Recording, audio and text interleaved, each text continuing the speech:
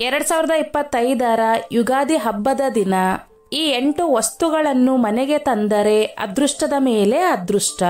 ಹಿಂದೂಗಳಿಗೆ ಯುಗಾದಿ ಹೊಸ ವರ್ಷದ ಆರಂಭ. ಈ ಶುಭ ದಿನದಂದು ನಾವು ಮನೆಗೆ ಇಂತಹ ವಸ್ತುಗಳನ್ನು ತರುವುದರಿಂದ ಮನೆಯಲ್ಲಿ ಧನ ಸಂಪತ್ತಿನ ಜೊತೆಗೆ ಅದೃಷ್ಟವು ನೆಲೆಸುವಂತೆ ಮಾಡುತ್ತದೆ. 2025ರ ಯುಗಾದಿ ಹಬ್ಬದ ದಿನದಂದು ನಾವು ಮನೆಗೆ ಯಾವೆಲ್ಲ ವಸ್ತುಗಳನ್ನು ತರಬೇಕು? ಯುಗಾದಿ ಹಬ್ಬದ ದಿನ ಇವುಗಳನ್ನು ಮನೆಗೆ ತಂದರೆ ಅದೃಷ್ಟವೋ ಅದೃಷ್ಟ.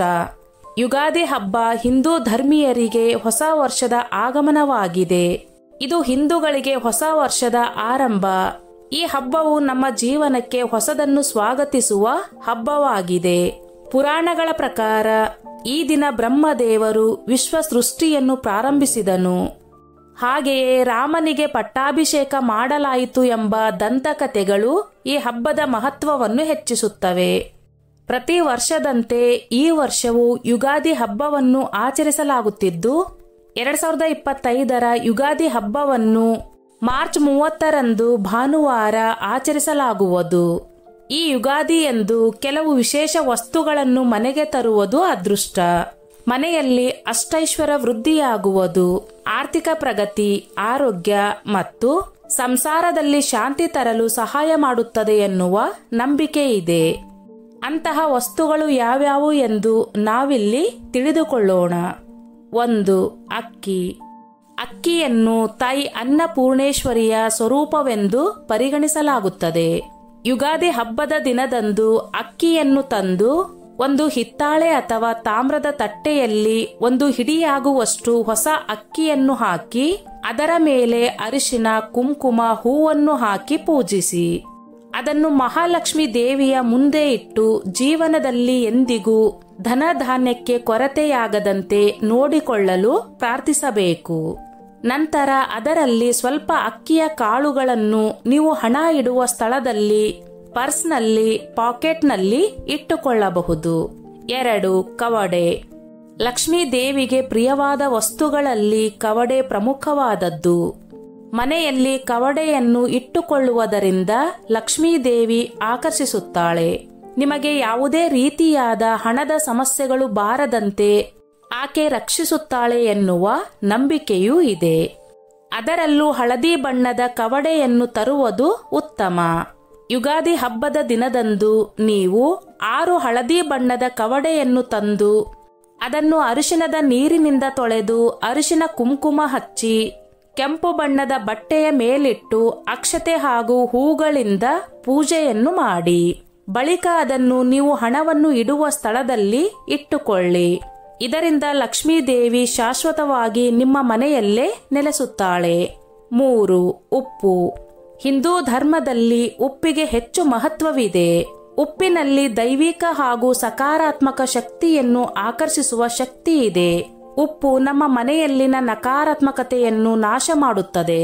ಈ ಕಾರಣಕ್ಕಾಗಿ ಮನೆಯನ್ನು ಒರೆಸುವಾಗ ಆ ನೀರಿಗೆ ಉಪ್ಪನ್ನು ಬೆರೆಸಿ ಮನೆ ಒರೆಸುವ ಪದ್ಧತಿಯೂ ಇದೆ.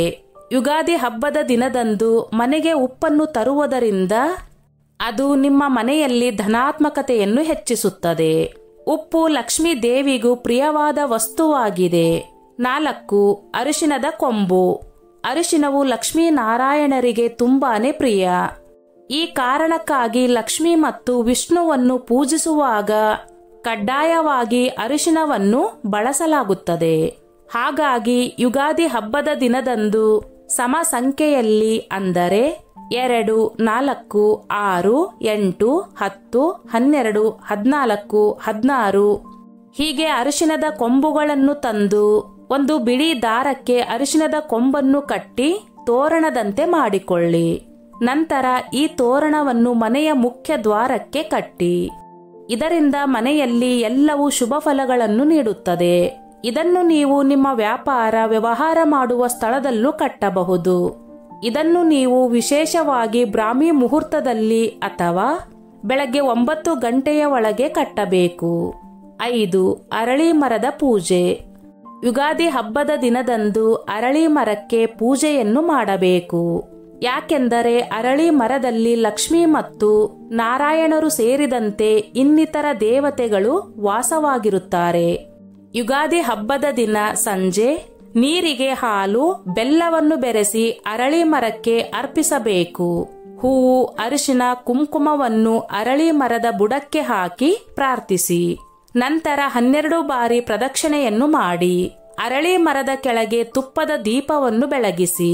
ಇದು ಗ್ರಹ ದೋಷಗಳನ್ನು ದೂರ ಮಾಡುವುದರ ಜೊತೆಗೆ ಹಣಕಾಸಿನ ಸಮಸ್ಯೆಗಳನ್ನು ದೂರ ಮಾಡುವುದು. 6. ಯುಗಾದಿ ಹಬ್ಬದ ದಿನ ನೀವು ಮನೆಗೆ ಚಿಕ್ಕದೊಂದು ತೆಂಗಿನಕಾಯಿಯನ್ನು ತಂದು ಆ ತೆಂಗಿನಕಾಯಿಯನ್ನು ಕೆಂಪು ಬಟ್ಟೆಯಲ್ಲಿ ಸುತ್ತಿ ಅದನ್ನು ತಿಜೋರಿಯಲ್ಲಿ ಅಥವಾ ಹಣ ಇಡುವ ಸ್ಥಳದಲ್ಲಿ ಇಡಿ. ಇದರಿಂದ ನಿಮ್ಮ ಮನೆಯಲ್ಲಿ ಸುಖ ಶಾಂತಿ ನೆಲೆಸುವುದರ ಜೊತೆಗೆ ಹಣವು ನೀರಿನಂತೆ ಹರಿದು ಬರಲಿದೆ. 7. ಶಂಖ. ಶಂಖವನ್ನು, ಅದರಲ್ಲೂ ದಕ್ಷಿಣಾವರ್ತಿ ಶಂಖವನ್ನು ಮನೆಯಲ್ಲಿಟ್ಟರೆ ಹಣದ ಹರಿವು ಹೆಚ್ಚಾಗುತ್ತದೆ. ಮನೆಯಲ್ಲಿ ತಂದು ಪೂಜೆ ಮಾಡಿದ ನಂತರ ಹಣ ಇಟ್ಟಿರುವ ಜಾಗದಲ್ಲಿ ಇಡಿ. ಇದು ಪ್ರಗತಿಯ ಎಲ್ಲಾ ಮಾರ್ಗಗಳನ್ನು ತೆರೆಯುತ್ತದೆ ಮತ್ತು ಎಂದಿಗೂ ಹಣದ ಕೊರತೆಯಾಗದಂತೆ ನಿಮ್ಮನ್ನು ಕಾಪಾಡುತ್ತದೆ. 8. ನವಿಲುಗರಿಗಳು.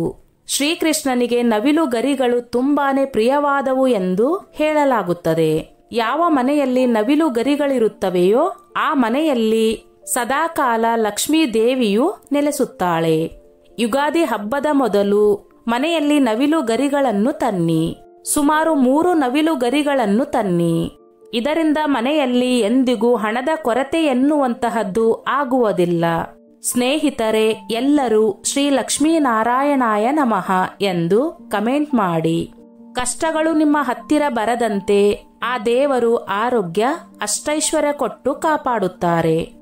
ಸ್ನೇಹಿತರೆ, ಈ ನನ್ನ ಮಾಹಿತಿ ನಿಮಗೆ ಇಷ್ಟವಾಗಿದ್ದಲ್ಲಿ ದಯವಿಟ್ಟು ಶೇರ್ ಮಾಡಿ, ಲೈಕ್ ಮಾಡಿ ಮತ್ತು ಸಬ್ಸ್ಕ್ರೈಬ್ ಮಾಡಿ.